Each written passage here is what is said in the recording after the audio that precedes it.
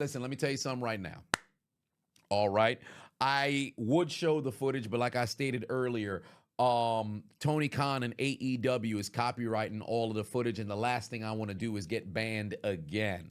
So we can talk about exactly what transpired. For those who did not see, CM Punk's near 2 hour interview with Ariel Hawani over on the MMA Hour when he talked about reluctantly, but it seems like for Hawani, him being a very cutthroat interviewer in a sense that he's going to ask the tough questions in a type of way that makes you want to answer. And Punk being unable to not say what's on his mind, we ended up getting a lot of answers to questions that wrestling fans have had for 7 to 8 months. Now, I am not an avid AEW watcher. I'll watch the big matches as it pertains to AEW. I'm as casual comes.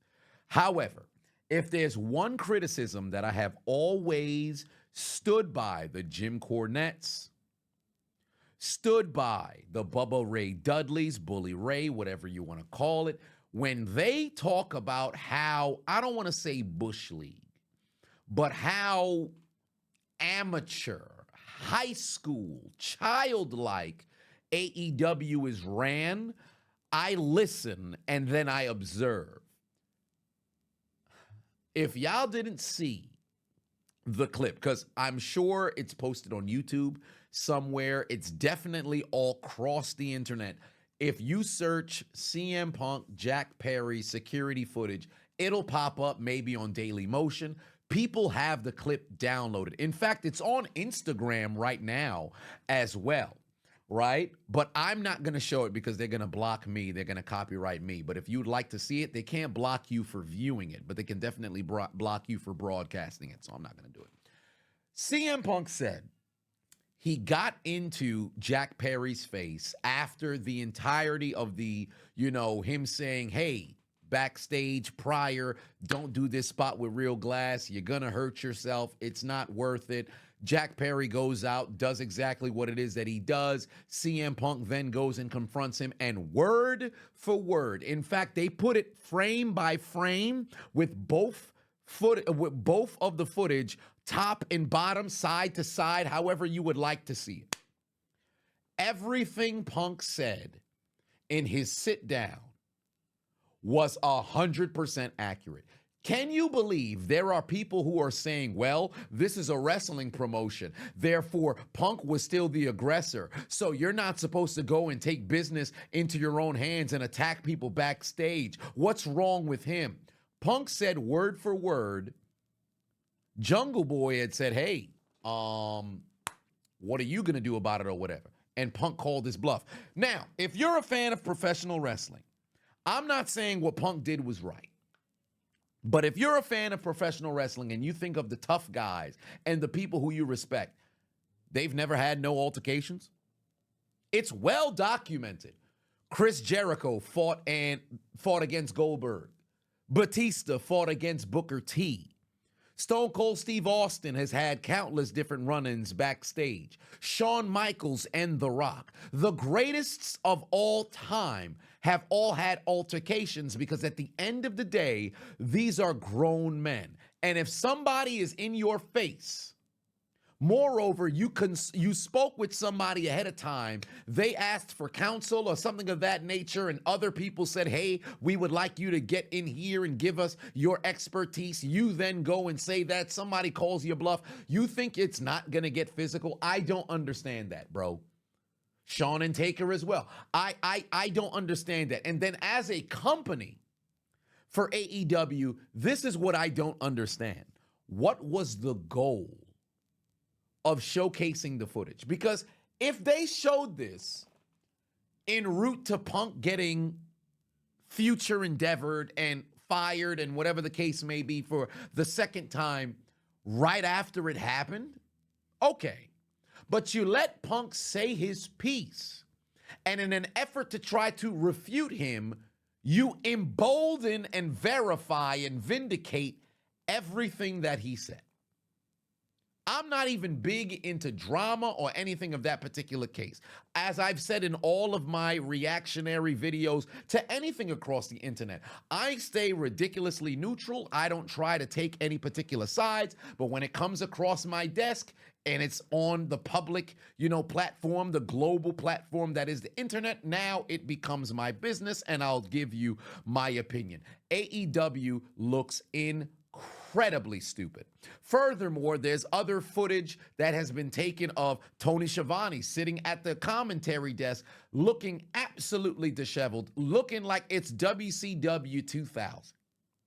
Because here you are, the EVPs, the Young Bucks thought they did something. Hey, let's show you exactly what happened. Look how Punk was out of bounds. He got in Jack Perry's face. Then he proceeded to not only push him, but then put him in a headlock. What did Punk say? It's not to say, oh, sticks and stones may break my bones, but words will never hurt me, and Punk was the aggressor. There's no denying that Punk went and he did what he did, but did he not say everything on the MMA Hour? You're not exposing him because he said he got into Jack Perry's face. He said he choked him a little bit. He didn't deny that. So I'm very confused. Self Mode, just subscribe. Then furthermore, I'm glad you brought that up, H-Dog, because I was fixing to go there next. Furthermore, Will Ospreay goes out there, cuts a promo targeted at Triple H, because Triple H was on the Pat McAfee show and said, hey, as Dame Lillard once said, motherfuckers is running from the grind. You want to get paid, but you don't want to work as much. These people is running from the grind. Will Ospreay says, well, you wouldn't be in the position that you're in if you wasn't sleeping with the boss's daughter. Let's call it what it is. Even before Triple H went corporate. Isn't this the baseline for every promo against Triple H? I'm seeing people on Twitter talking about, yo, Triple H just got cooked. Doesn't everybody say the same shit? At what point can you keep recycling the same fucking talking points and think you cooking?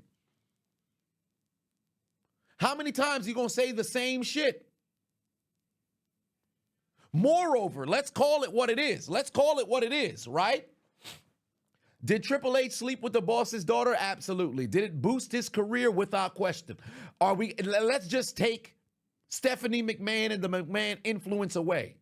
Take a look at Triple H's matches and the stories that he's told. Moreover, take a look at his booking, whether in NXT or now this past year for the better part, or I should say the better part of the fiscal year, where he's had sole control of creative. Has he not been cooking? What are we really doing? Couple weeks ago, if not last week, you have FTR and Edge try to cut promos to big up AEW. Everything AEW does, rather than actually compete with WWE, their entire company is to respond to everything WWE does. It's like you can't put forth your own fucking product. This is childlike. It's like a lunchroom in high school. Oh, he said this, he said that, so I'm just going to sit over here and refute. Just put on a product. Then to make matters worse, the Young Bucks out in the ring, crowd chanting CM Punk. They showcased the footage, crowd chanting CM Punk. Nobody is on your side. AEW just shot themselves in the foot big time, bro. Shot themselves in the foot big time, bro. And then the funniest thing about that entire situation, and this is pretty much going to be the nail in the coffin for them. After you show that footage, the surveillance footage of the altercation between Perry and Punk, Punk still goes out and has a banger with Joe. How stupid does that make you look as a company? You try to put out footage saying, hey, this man was out of line, all this other stuff, but you still let him go out and work afterwards. Tony Khan fearing for his life. For what? Look at the people are sharing it now. Look at the 5 seconds from Punk entering, the arena from his entrance, or I should say walking onto the stage. damn near disappointed smirk on his face after choking a dumbass out, knowing he's fixing to have his last match with Joe probably ever. It's ridiculous, bro. Bush League, mud show fucking company. I can't wait. I can't wait to hear what Jim Cornette has to fucking say on the drive-through experience, whatever the fucking case may be. I cannot wait. AEW look like absolute fucking clowns. And I've said this before. New Japan, for a while, after TNA had, fallen off, New Japan was the number 2 wrestling promotion on the planet. Only second to WWE. AAA was doing their thing, but they were never better than New Japan. AEW came up on the scene. It took a little bit of time, but they have worked their way to the number 2 spot. I think they've since fallen down to number 3 behind New Japan again. I don't follow wrestling as heavily as I did maybe 5, 6 some years ago. I'm primarily a WWE guy, but it's this type of behavior that'll have you looking like a fucking TNA in 2024. This shit is fucking ridiculous, bro. Hey, the regular season's coming to a close and that play-in tournament's looking very competitive, but what if I told you you can play as well with Underdog Fantasy, because they are matching first-time deposits up to $100. So if you put in 50, they'll give you 50. You put in 100, they'll give you 100, and all you got to do is put in 10, and they'll give you 10. So make sure you guys click the link in my description right now. Head over to Underdog Fantasy, download the app, use promo code Adonis, ADONIS, and they will match your first-time deposit up to $100, because Underdog is the best place to play. This is literally WCW 2000. Vince Russo at the helm, but this time it's Tony Khan. These motherfuckers don't know how to run a company. These motherfuckers think they doing everything for the IWC and internet clicks. They're not interested in actual business and being able to put forth a product that can compete with the conglomerate that's WWE, especially coming off the heels of WrestleMania 40. I said in my video, in my opinion, this was the greatest 2-night WrestleMania of all time, of the 5 years that they did it, right? Furthermore, many people can argue could be a top 5 WrestleMania all time. In my opinion, this main event was the greatest Mania finish of all time. I think it was better than WrestleMania 10 with Bret Hart beating Yokozuna. I think it was better than WrestleMania 20. My personal favorite, Benoit winning the World Heavyweight Championship and celebrating with Eddie Guerrero. I think it's better than the Miracle on Bourbon Street when Daniel Bryan beat Batista and Randy Orton took down the Evolution to win the WWE Championship. This finish, the story that was told regarding Cody Rhodes, so emotional to where people hung on to it for over 12 months. Because remember, it's not a full year journey to get to this main event. It's damn near Royal Rumble 2023 up until now. This is a 16-month story to get to this point. And how does AEW respond after the story for 16 months is concluded? Yo, let's pull up some footage of CM Punk choking out our guy, where it vindicates everything Punk said. Fucking stupid, bro. Fucking stupid. I just don't understand. They focus their entire company more on responding to everything WWE does than building their own fucking product. It's ridiculous. I just don't understand it.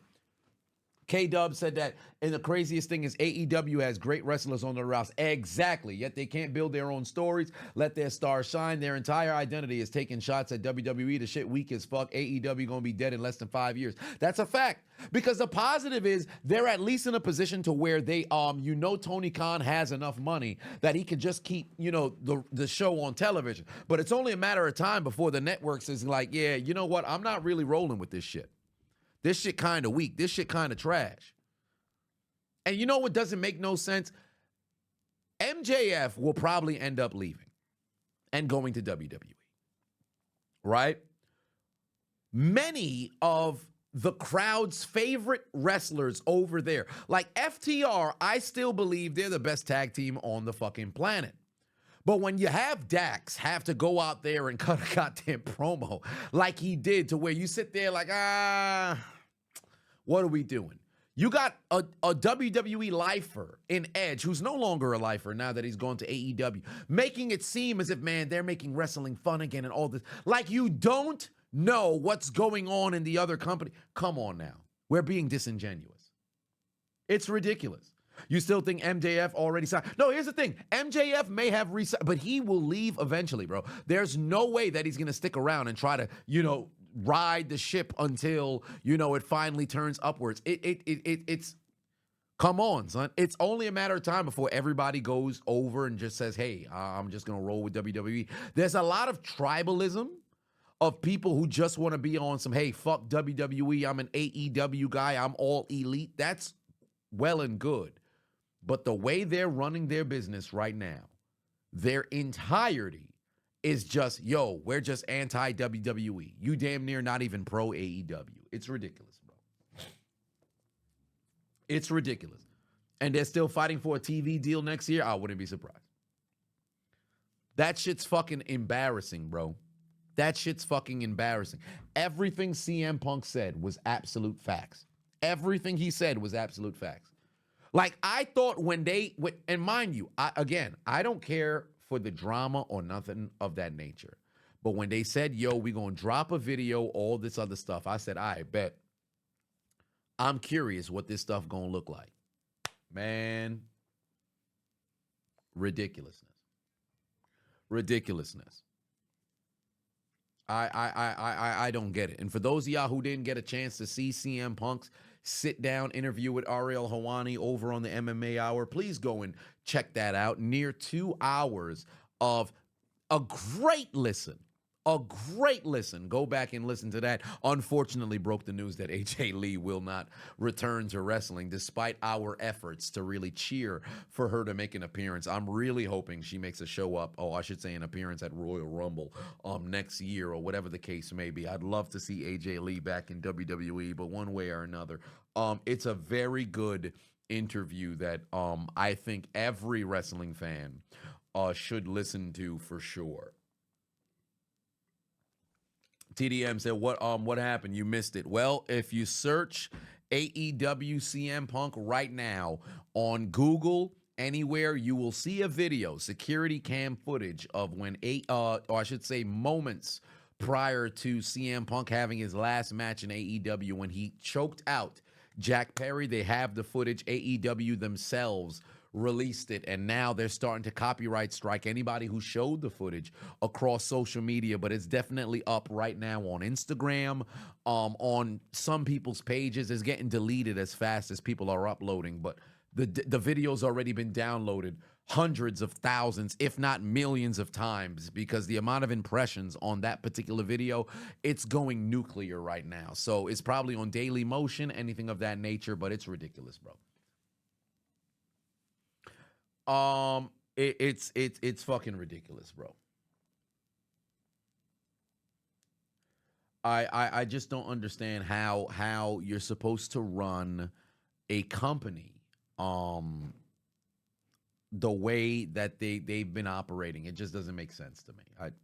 AEW screwed AEW. Just it's fucking stupid, man. It's fucking stupid, and it's disappointing.